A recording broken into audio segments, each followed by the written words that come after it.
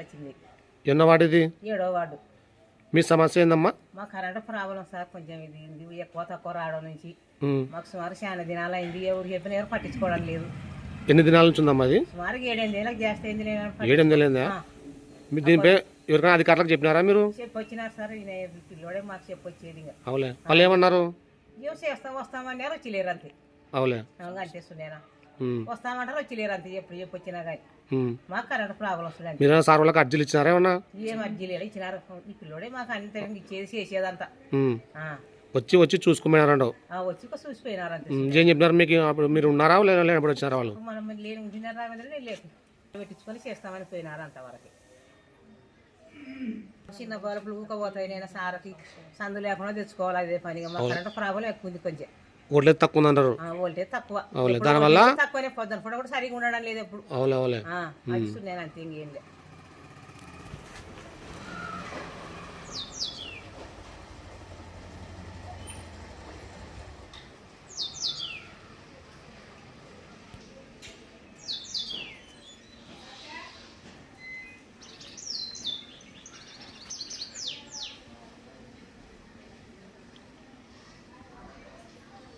మందు లేకుండా 3-4 కొబ్బరి పోతే పెద్ద పాలు 100-120 సమారు. సురేష్, నేను 7వ వార్డులో ఉంటాను. మా వీధిలో అయితే కొంచెం విద్యుత్ సరఫరా ప్రాబ్లం ఉంది. ఒక్కోసారి వోల్టేజ్ హై వస్తుంది, ఒకసారి లో వస్తుంది. ఇంట్లో ఏసీలు, ఫ్రిడ్జ్లు, తర్వాత టీవీలు ఇవన్నీ కాలిపోవడం కూడా జరిగింది. దీని మీద ఫిర్యాదు కూడా చేసినాము. ఊరికే వచ్చి అధికారులు చూసి ఇక్కడ ఏం ప్రాబ్లం లేదని చెప్పినారంట. మమ్మల్ని అయితే సంప్రదించడం అయితే ఏం జరగలేదు. ఊరికే వచ్చినారు, వాళ్ళు నా మాత్రంగా చేసేసుకొని వెళ్ళిపోయినారు. దయచేసి మా సమస్యను పరిష్కరించాల్సిందిగా విద్యుత్ శాఖ పెద్దలను కోరుకుంటున్నాము. ఇక్కడైతే అధికారులు ఇక్కడికి వచ్చి ఏదో నా మాత్రంగా చేసి అడిగిపోయినారని చెప్తున్నారు వీధిలో వాళ్ళు. తర్వాత అయితే ఇక్కడైతే 100% సమస్య ఉంది. సార్ వస్తే ఏం సమస్య అనేది అంత వీధిలో ఉండే వాళ్ళందరం చెప్తాము.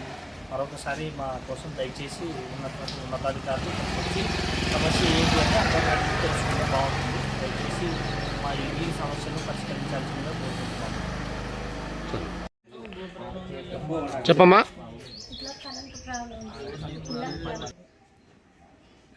మాది 7వ వార్డు.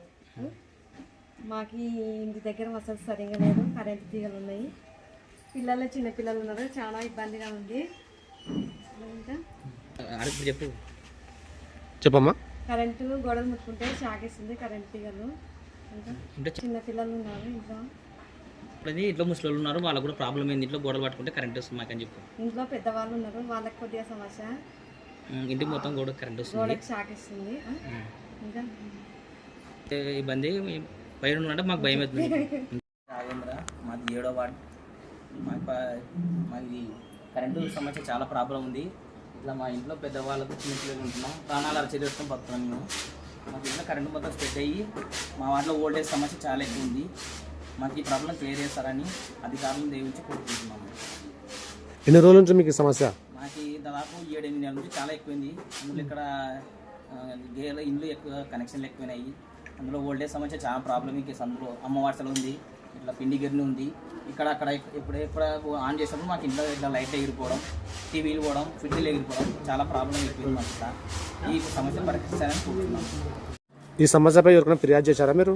ఇంతకుముందు హౌసింగ్ కరెంట్ ఏ గారికి కంప్లీట్ పెట్టాం, జిల్లా కలెక్టర్కి స్పందనలో కంప్లీట్ పెట్టాం.